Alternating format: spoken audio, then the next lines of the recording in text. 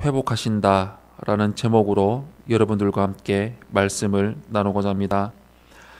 유다의 주변 국가들을 꾸짖으시는 말씀의 끝에는 유다를 멸망시킬 바벨론에 대한 꾸짖음과 바벨론의 멸망에 대한 선포가 길게 기록되어 있습니다.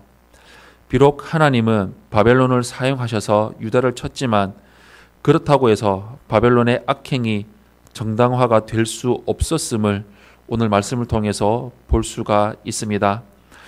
먼저 첫 번째로 1절에서 3절의 말씀을 보시면 바벨론의 신들이 부서지는 것을 우리는 볼 수가 있습니다. 1절에서 3절 말씀 우리 한 목소리로 합독하겠습니다. 시작. 여호와께서 선지자 예레미야에게 바벨론과 갈대아 사람의 땅에 대하여 하신 말씀이라. 너희는 나라들 가운데에 전파하라. 공포하라. 깃발을 세우라. 숨김이 없이 공포하여 이르라. 바벨론이 함락되고 벨이 수치를 당하며 모로닥이 부스러지며 그 신상들은 수치를 당하며 우상들은 부스러진다 하라. 이는 한 나라가 북쪽에서 나와서 그를 쳐서 그 땅으로 황폐하게 하여 그 가운데 사는 자가 없게 할 것임이라. 사람이나 짐승이 다 도망할 것임이니라. 아멘. 유다가 바벨론에게 멸망한 후 70년이 지나야만 하나님의 백성은 약속의 땅으로 돌아올 수 있을 것입니다. 예레미야에게는 허락되지 않는 미래입니다. 하지만 하나님은 예레미야를 통해서 후손들에게 이루어질 일을 선포하고 계십니다. 지금은 마치 여호와 하나님이 바벨론의 신인 벨과 모로닥에게 패배하시는 것처럼 보이지만 곧 그 신당들은 모두 수치를 당하고 부서질 것입니다.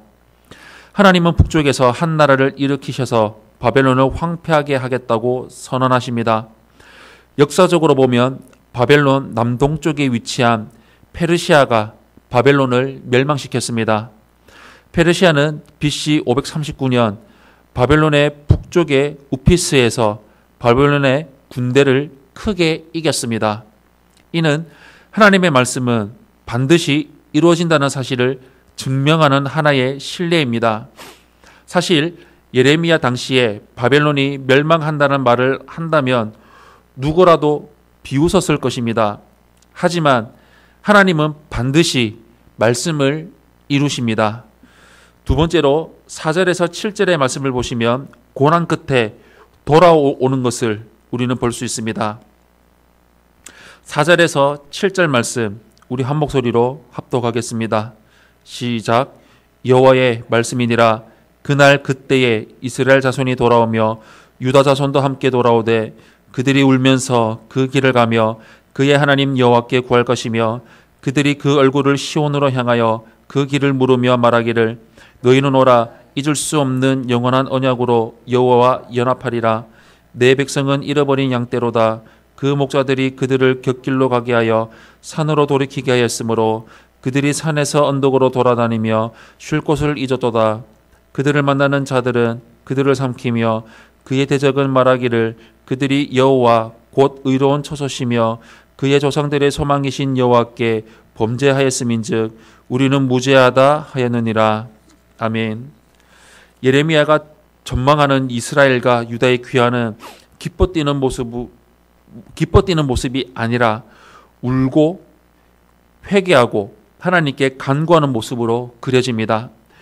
회개함으로써 이스라엘과 유다는 언약을 새롭게 맺고 하나님과 연합할 수 있을 것입니다.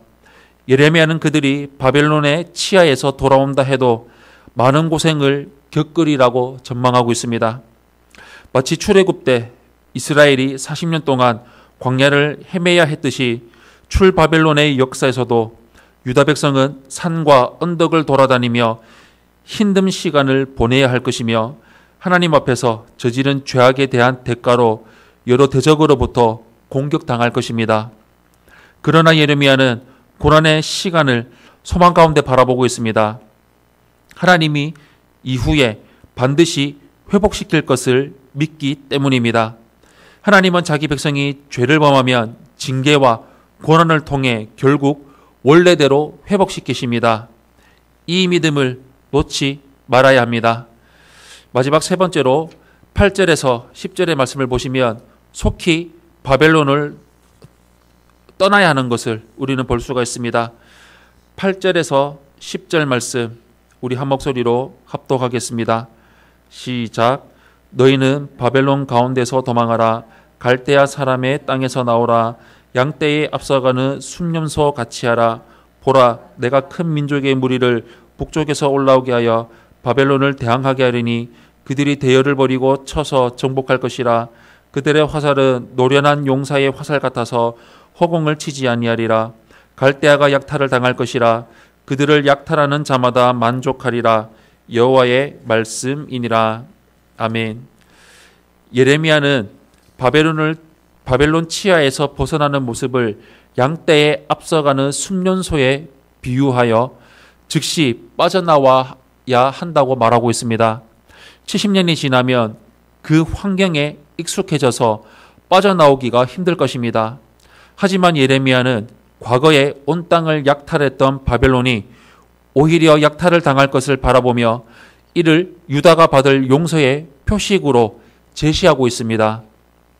그러므로 유다 백성은 바벨론이 망하는 즉시 약속의 땅으로 돌아가야 했습니다.